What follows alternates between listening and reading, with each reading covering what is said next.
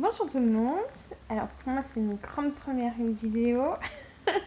Quand on me voit comme ça là c'est encore plus perturbant. Donc je vais raconter mon histoire. Donc à ce moment-là j'étais avec une personne cancer comme moi, de signe astrologique. Et du coup il était en train de me toucher. Et il a senti des nodules. Il m'a dit c'est bizarre. Je sens quelque chose d'étrange. Donc il m'a demandé si je me faisais des automassages. Alors pas du tout, mais du tout, du tout, du tout. C'était pas mon habitude. Du coup j'ai regardé sur internet, je me suis dit mon Dieu, qu'est-ce que c'est que ça, des nodules, cancer. Ça aurait été un petit peu l'anecdote. Un cancer découvre un cancer, un autre cancer. Le truc invraisemblable. À ce moment-là, je devais changer mon stérilet. Donc j'ai appelé mon gynécologue pour dire bah voilà, je vais à un rendez-vous. Donc du coup, je lui ai dit, j'ai senti quelque chose d'étrange, donc à vérifier. Donc du coup, j'y suis allée. Mais voilà. Donc il m'a changé le stérilet, il a vérifié, et puis il m'a dit oui, en effet, je le sens. Donc on va faire une échographie. On va vérifier ce qu'il en est. Donc il m'a dit bon bah, c'est 2 nodules, 2 tumeurs. Alors le mot tumeur, ça on en prend un coup. Donc du coup là déjà ça a été un mot très dur. Ensuite donc il m'a fait des clichés, il m'a dit bon mais c'est vascularisé, mais vu que tu as 31 ans, le temps de prendre un rendez-vous pour la mammographie, ça va prendre du temps. Donc du coup on verra bien l'évolution. Donc je me suis dit, bon, bah, à peine sortie, on va aller prendre un rendez-vous pour la mammographie. Donc elle m'a demandé si c'était urgent ou bénin. Alors moi, j'ai dit, bah, c'est bénin. Donc j'y avais été pour le mois de janvier. Donc elle me dit, bon, ben rendez-vous au mois de mars. Donc j'ai dit, bon, bah, ça me fera un mois et demi à patienter. Donc on verra bien l'évolution. Donc moi j'étais un petit peu plus. Je m'étais un peu préparée. Hein. Je me suis dit, j'avais fait des recherches, j'avais vu un peu le type cancer. Donc j'étais partie un petit peu dans mon délire en quelque sorte. Un peu l'histoire un peu farfelue. Donc j'y suis allée.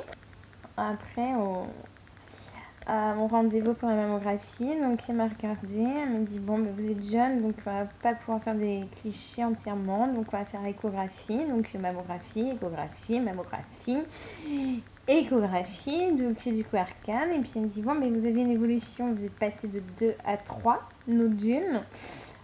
Du coup, elle me dit bon, mais je suis en vacances, donc c'était le mardi. Donc elle me dit bon, mais je suis en vacances, donc vous allez faire la biopsie le vendredi. Bon, du coup, on n'a même pas le temps de réfléchir. Je rentre chez moi, je reçois mes résultats du frottis, hein, le truc basique. Et puis là, je vois cellules malpighiennes, colposcopie, tu vois, je sais pas quoi, tu vois.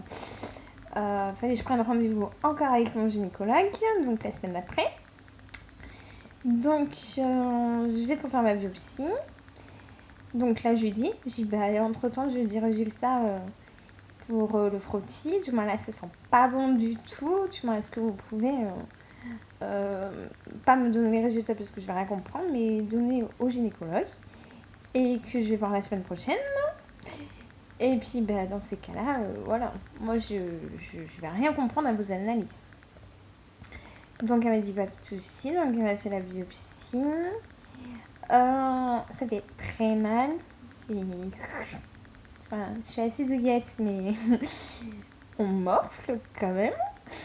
Donc, une semaine est passée, donc je me suis dit, bon, bah, je vais aller à mon rendez-vous là, au colposcopie. Là. Donc, j'ai attendu mon gynécologue, il n'arrivait pas. Donc, j'ai dit, bon, ça y est, rebelote, ça sent pas bon. Donc, du coup, j'ai attendu. Du coup, une femme est venue, m'a appelée. Et puis, bah, du coup, elle m'a dit, bah, ça fait déjà 1 heure que vous attendez.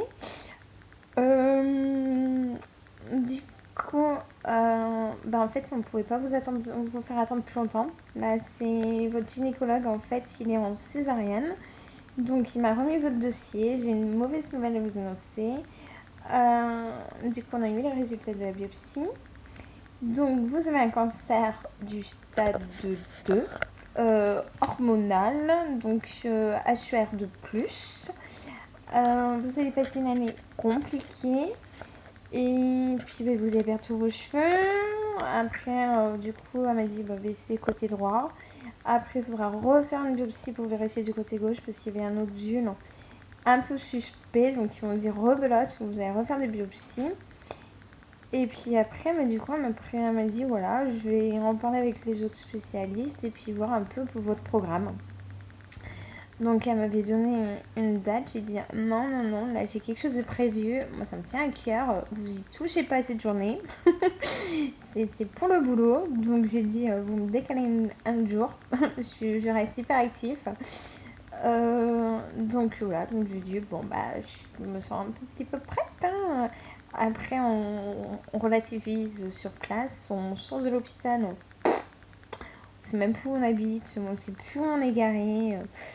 Quand on est saine et qu'on nous apprend ça quand même si on est un petit peu préparé psychologiquement, c'est quand même vachement dur. Donc du coup je suis sortie, j'ai appelé tous mes proches, je les ai prévenus et puis après tout s'est enchaîné. Donc là le traitement, les 4 grosses chimios, là je suis en traitement de Taxol. Bon, du coup, il est bien, on a fait le PET scan et tout, donc ça va, il n'y a pas de métastase ni quoi que ce soit, donc il est vraiment localisé côté droit. Et en plus, quand on me l'avait annoncé, ce fameux cancer, c'était l'anniversaire d'une personne que j'aime énormément, du moins limite, c'est le petit copain, donc... donc comme dit mon fils, en fait, maman, on t'a annoncé le cancer le jour de l'anniversaire de la personne que tu aimes. C'est un drôle de cadeau, donc mais bon, c'est comme ça, c'est la vie. On essaie de relativiser. Beaucoup de sport. C'est vrai que même si on est malade, c'est un peu mon tempérament. Du sport, Instagram sur le compte Cinderella17 pour l'aider au maximum, parce que même mon fils m'accompagne pour faire des photos, pour apporter le plus d'émotions, un petit peu notre quotidien. Voilà, parce que on a la joie de vivre. On a la joie de vivre. Et puis du coup, on relativise. Donc voilà, donc les filles ou les hommes, cette maladie, on est bien embêté avec la chambre cathéter. C'est très dur comme épreuve.